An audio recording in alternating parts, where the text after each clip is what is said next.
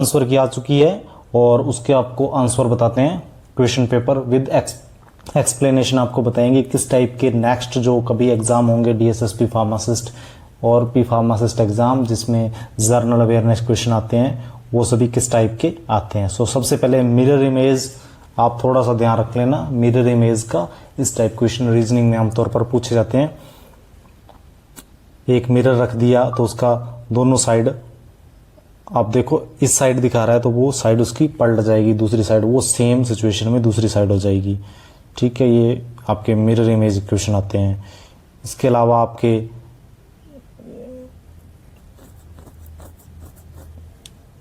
Logically question आते हैं, alphabetically question आते हैं।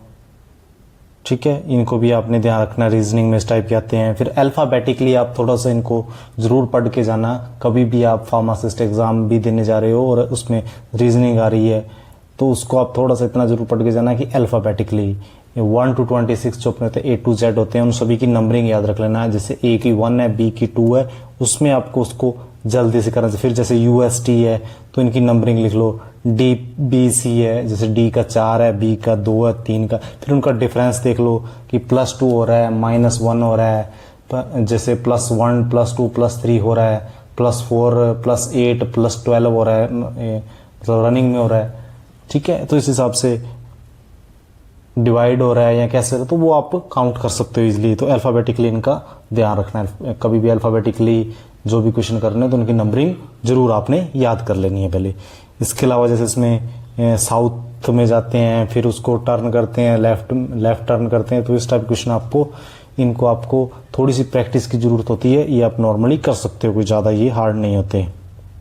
फिर अल्फाबेटिकली ज़्यादा क्वेश्चन आते हैं। ये भी सारे अल्फाबेटिकली जो है वही हैं और ये लॉजिकली वही कितना आपका डिवाइड हो रहा है, कितना मल्टीप्लाई हो रहा है, वो सभी आपके इस टाइप क्वेश्चन इसमें आते हैं। ये सारे अल्फाबेटिकली बहुत ज़्यादा क्वेश्चन इसमें दिखाई देते हैं। फिर इसको तो आप कर ही सकते हो नॉर्मली, कितने लोगों ने परीक्षा दी, कितनों ने नहीं दी, उनको एक साइड लिखते जाओ, कितनों ने दी है, कितनों ने नहीं दी, तो उस चीज़ को आप कर सकते हो, कोई ज़्यादा नहीं है। ये फिर अल्फाबेटिकली ज़्यादातर अल्फाबेटिकली आएंगे सारे अल्फाबेटिकली। फिर ये उसी टाइप का इन्होंने नंबरिंग ही लगा दी है। ठीक है, तो इस टाइप से कुछ ज़्यादा ये नहीं होता। और फिर इनको जैसे ए को डिवाइड कर लिया फिर गुणा कर लिया तो उस हिसाब से आप इसको भी नोट कर सकते हो। और आपने याद रखना सबसे पहले डिवाइड होगा, फिर मल्टीप्लाई होगा, फिर माइनस होगा। ठीक है, तो इस टाइप क्वेश्चन आते हैं। फिर ये ब्लड रिलेशन वाले क्वेश्चन हैं, ये भी आप कर सकते हो, कोई ज़्यादा नहीं है। उसके बाद ये पजलें आती हैं, सिटिंग अरेंजमेंट आती है। ठीक है, इनको बिठाना होता है तो 2-3 टाइप से बिठा लो। ठीक है, जे के बाएं तो बाएं इस साइड बिठा रहे हो, है ना, तो इस मतलब 2-3 टाइप से सिटिंग अरेंजमेंट कर लो। ठीक है, पहले जैसे कहीं आपको लग रहा है कि जे के बाएं बैठ रहे हैं या दाएं बैठ रहे हैं तो एक में तो बाएं बिठा लो, एक में दाएं बिठा लो। इस हिसाब से आप उसको सीटिंग अरेंजमेंट करते जाओ। तो कोई ज़्यादा इसमें लेवल नहीं है, बिल्कुल आप मानोगे यदि आपने थोड़ी सी प्रैक्टिस कर ली ना, इन्हीं क्वेश्चन जो आपको दिए इन क्वेश्चनों को घर पे आप प्रैक्टिस कर लो, आपकी जर्नल इंटेलिजेंस रीजनिंग बड़ी अच्छी हो जाएगी। सारे क्वेश्चन उसी टाइप के इसमें आए हैं, कोई ज़्यादा लेवल नहीं है बिल्कुल। ये फिर वही टाइप है, इसमें भी वही होता है। आल बिन्स आर ड्रम और ऑल ड्रम्स आर क्लोथेज।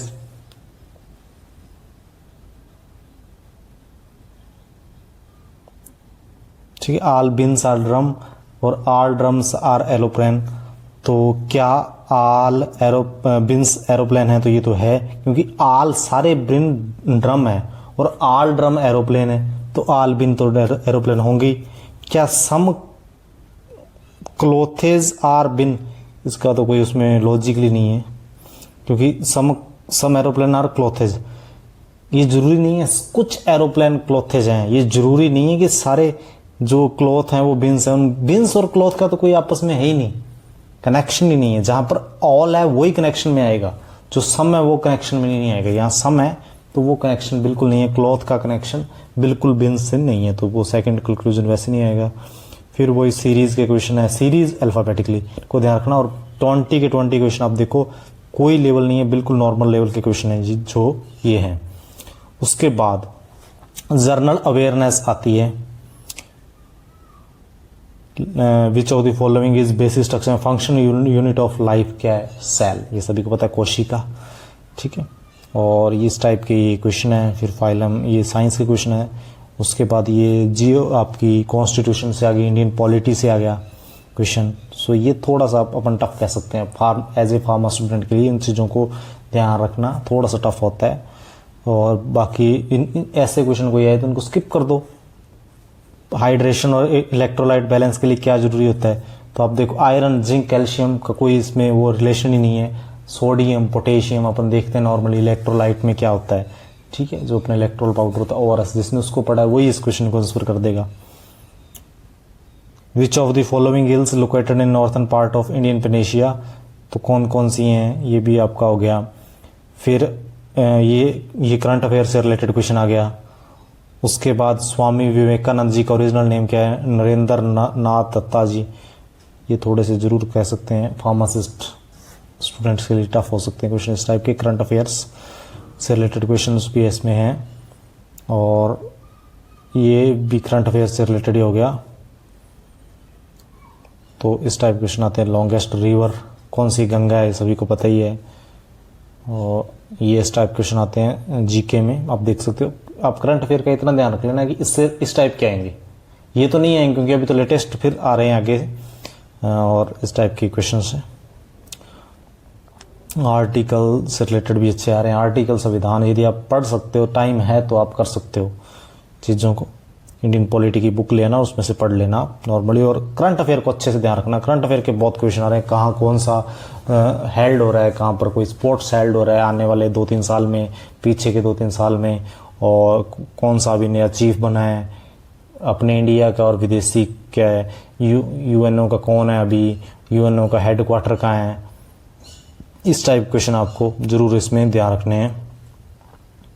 आर्टिकल से रिलेटेड अच्छे क्वेश्चन आए हैं इसमें। फिर आती है मैथ, ठीक है। मैथ में ये प्राइम नंबर्स कौन से होते हैं,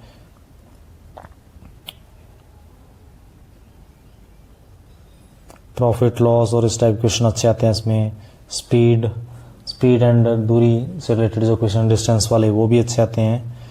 तो इन क्वेश्चनों को तो जरूर आपको कुछ जो प्रैक्टिस में लाने पड़ेंगे, इसके बिना आप नहीं कर सकते, क्योंकि स्पीड नहीं बनेगी। आप एक क्वेश्चन पर लगे रहोगे ज़्यादा टाइम और टाइम वेस्ट होगा।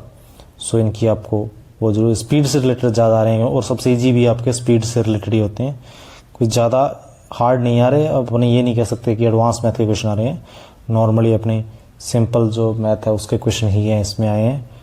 तो आप कर सकते हो प्रॉफिट लॉस और इनको है। हाँ, एडवांस मैथ के भी क्वेश्चन इसमें दिख रहे हैं कुछ, एक क्वेश्चन आया है अभी। तो आप एडवांस मैथ को चाहे इसमें स्किप भी कर सकते हो, यदि किसी को नहीं आ रही तो सिंपल मैथ को कर सकते हो आप क्वेश्चन। उसमें से आपका प्रॉफिट लॉस, स्पीड, डिस्टेंस, इनको ज़्यादा ध्यान रखना, क्योंकि इससे मिलते जुलते क्वेश्चन मिल जाएंगे। और एक सबसे बड़ा होता है टाइम वाला,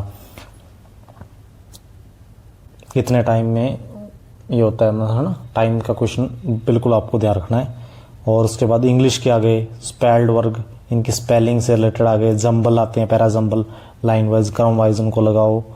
और वन वर्ड, ये तो जरूर आप देख सकते हो। इन चीज़ों करने के लिए आपको प्रीवियस ईयर के क्वेश्चन उठाने पड़ेंगे। DSSB के प्रीवियस ईयर के क्वेश्चन उठा लो, 5-7 पेपर सॉल्व कर लो, इंग्लिश, मैथ, रीजनिंग और जीके के, और आपका लगभग उसमें से मिलते जुलते, क्योंकि खासकर इंग्लिश उसमें से मिलते जुलते आपको खूब मिल जाएंगे वन वर्ड और ये सब, क्योंकि वैसे आप कहाँ तक पढ़ोगे। हाँ, ये जरूर है कि इनडायरेक्ट स्पीच, पैसिव वॉइस के आप फॉर्मूलाज पढ़ सकते हो, लेकिन बाकी जो क्वेश्चन आते हैं इनका आप वो नहीं कर सकते। तो 5-7 क्वेश्चन वो कर लो। इसके अलावा इससे आपकी इंग्लिश क्लियर लगभग हो जाएगी, क्योंकि उसमें से जो क्वेश्चन आएगा आप कर देना, नहीं जो आ रहा है उसको छोड़ दो, स्किप कर दो।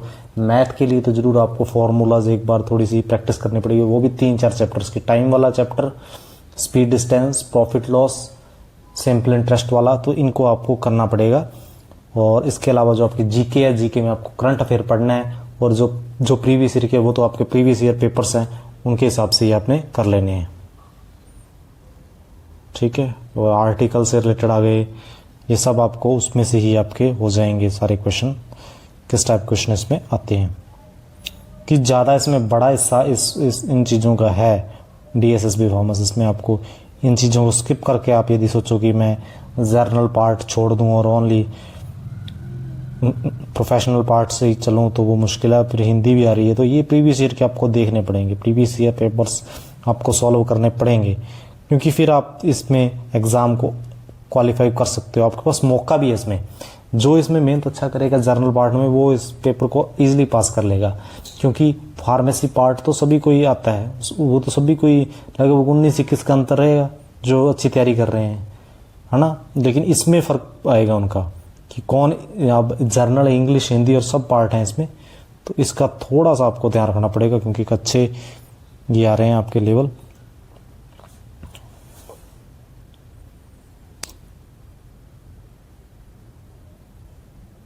जिसके बाद क्वेश्चन आए हैं जो अपने the conflict between level of distribution between manufacturing and retailer, क्या हो गया, वर्टिकल कन्फ्लिक्ट होता है ये, ठीक है।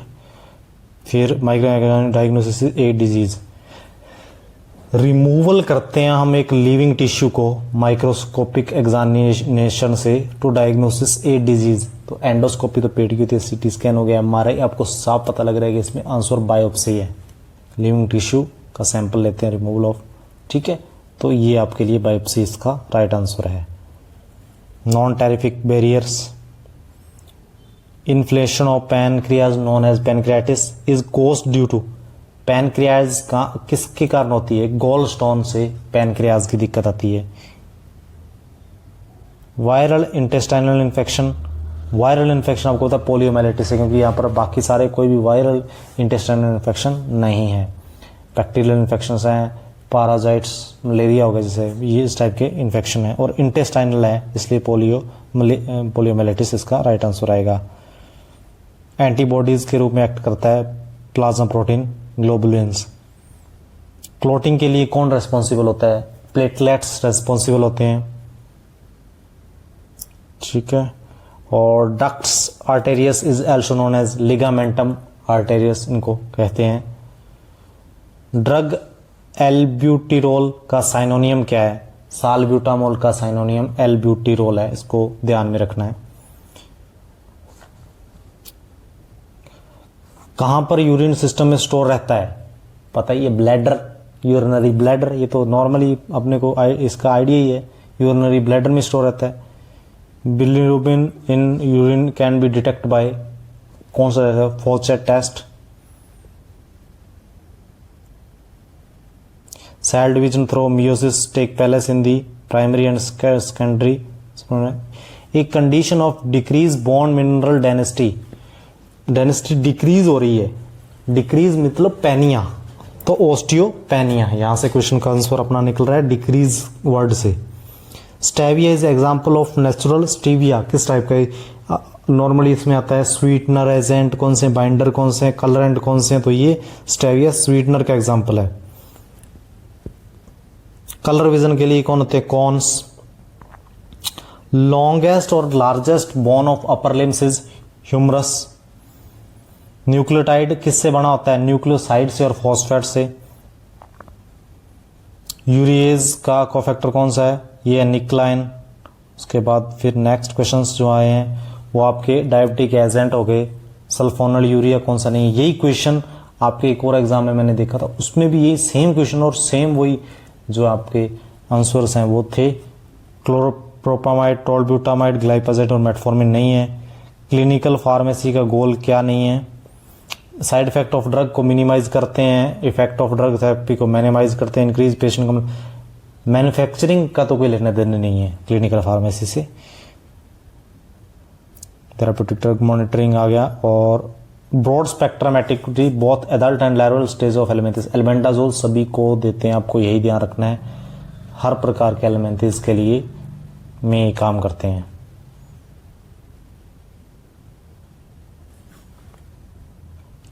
ड्रग टेक्निकल एडवाइजरी बोर्ड जो होती है आयुर्वेदिक सिद्धा की, इसमें कौन फार्मासिस्ट नहीं होते, पता ही है अपने को।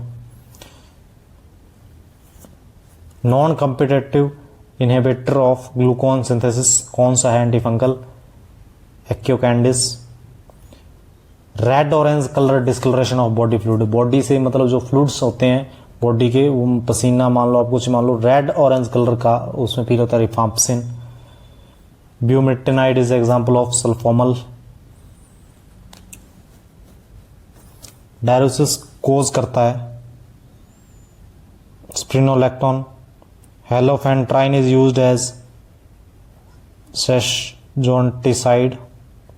सिस्प्लैटिन क्या है? ये एक neoplastic drug, anti cancer drug है। एवोल्यूटिंग एडवर्स ड्रग रिएक्शन के लिए क्या आप इन्वॉल्व हो, क्या क्या होता है, कोस्ट क्या क्या लेना देना है इसमें, ठीक है। The concept of biodynamic agriculture as a sustainable method of farming was developed by, किसने डेवलप किया था? रुडोल्फ ने। Anti malaria agent obtain from cinchona bark is quinine. Sulphonamide used in treatment of UTI के treatment में भी काम आते हैं सल्फामेथोक्साजोल। निट्रोफिलिन आता है बट लेकिन यहाँ पर इन्होंने सल्फोनामाइड कैटेगरी बोला है। Which committee is compiling and assessing scientific data on herbal substance preparation and combination to support the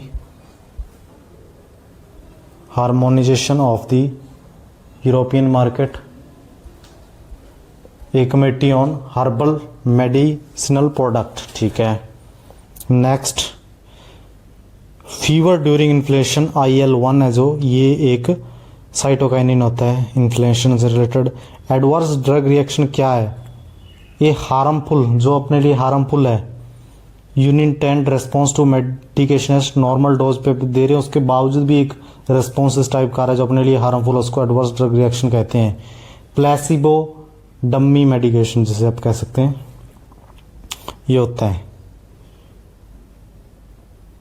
एम्बोइक dysentery के लिए कौन सा प्रोटोजोल एजेंट काम में लिया जाता है? डाइसेंट्री पेट के लिए मेट्रोनिडाजोल, मेट्रोजिल के नाम से ये ड्रग आती है मार्केट में ब्रांड नेम से, मेट्रोनिडाजोल। पेट के लिए अपन देते हैं नॉर्मली एंटीबायोटिक।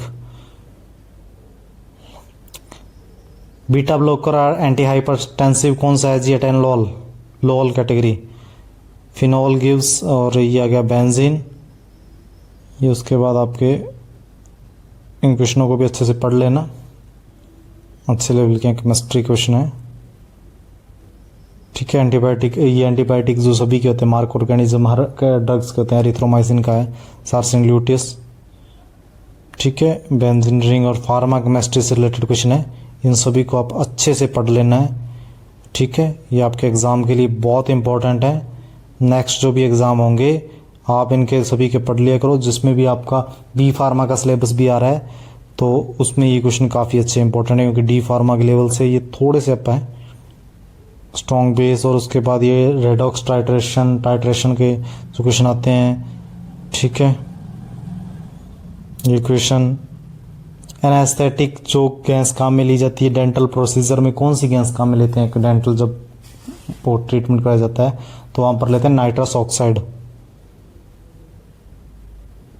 स्ट्रॉन्गेस्ट बॉन्ड कौन सा है?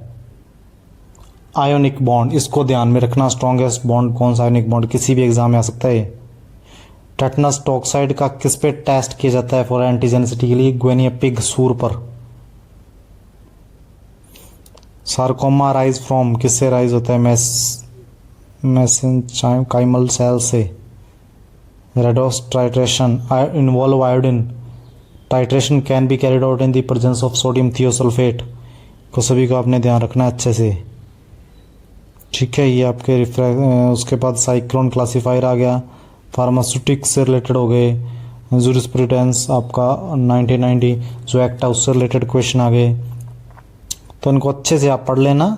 आने वाले एग्जाम्स के लिए आपको इंपॉर्टेंट है। आप एग्जाम का लेवल देखो किस टाइप का आपका एग्जाम का लेवल है। यदि उसमें नॉर्मल डी फार्मा से रिलेटेड और इजी क्वेश्चन आ रहे हैं तो इनमें से जो जो आपको इजी लगे वही ध्यान रखना। फार्मा केमिस्ट्री या ज़्यादा हार्ड जो लेवल के हैं उनको मत करना चाहिए। सोडियम आयोडाइड आ रहा है, जैसे किसमें काम में लेता है? आयोडाइड नाम से पता चल रहा है, उधर थायराइड फंक्शन में ही काम आएगा, क्योंकि थायराइड हार्मोन में किसकी कमी होती है? आयोडीन की कमी होती है। नारकोटिक का 1985 है, लेकिन ध्यान रखना डेट का 14 नवंबर है, 14 अक्टूबर भी ऑप्शन में है,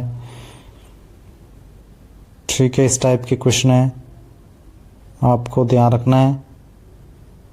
वो develop the code of ethics of pharmacy, pharmacy council of India. मैं आपको वही क्वेश्चन का वो करवा रहा हूँ जो बता रहा हूँ विद एक्सप्लेनेशन, जो आपके फार्मा जो सिंपल एग्जाम्स होते हैं, डी फार्मा का ही सिलेबस आता है, वही क्वेश्चन बता रहा हूँ। थोड़े से हार्ड है, जिनके एग्जाम में आते हैं वो इनको जरूर देख लेना अच्छे से। सोडियम कितना होता है नॉर्मल वैल्यू? 135 से 148, ठीक है। इसे डेंटिफ्रेसिस डेंटिफ्रेसिस जो डेंटल के हो गए, कैल्शियम कार्बोनेट होता है इसमें एग्जाम्पल। इस टाइप क्वेश्चनों को आप अच्छे से पढ़ लेना। पॉइजन टर्म भी आ गई, ये आपके एग्जाम के लिए बहुत इंपॉर्टेंट है। एरोसोल किस टाइप का होता है? एरोसोल प्रेशराइज्ड होता है, पता ही है आपको। और लिपस्टिक किससे बने थे? ऑयल, वैक्स, पिगमेंट से। तो इनको अच्छे से आप कर लेना, आपके एग्जाम के लिए बहुत ही ज़्यादा इंपॉर्टेंट है ये, ठीक है। इनको, ये सारे क्वेश्चन हैं, इनको बार बार enter. Coated tablet to prevent drug degradation in stomach, intestine में इसलिए जाती है पर्पज, डिग्रेडेशन स्टमक में ना हो। ऑटोक्लेव का जो टेम्परेचर है वो कितना होता है? 121 डिग्री सेंटीग्रेड। तो इसको ध्यान रखना, ये जो इनके टेम्परेचर है ये आते हैं, सभी के टेम्परेचर पढ़ लेना आप, बहुत इंपॉर्टेंट है एग्जाम्स के लिए। केमिकल सनस्क्रीन कौन सा है? Organic UV filter, chemically sunscreen है ये। कॉस्मेटिक में मॉइस्चर कौन होता है? ग्लिसरीन, ठीक है। साइज 1 में कितना कैप्सूल फिलिंग, इसमें सभी की अलग अलग टाइमिंग होती है, 0.55 है इसका। मेट्रोलॉजी किसके लिए होती है? To ensure measurement accuracy. अब इसमें कंप्रेस टैबलेट के लिए कौन सी रेंज है? 20 to 25। तो ये यहाँ तक कुल 100 क्वेश्चन जो फार्मा सेक्शन से थे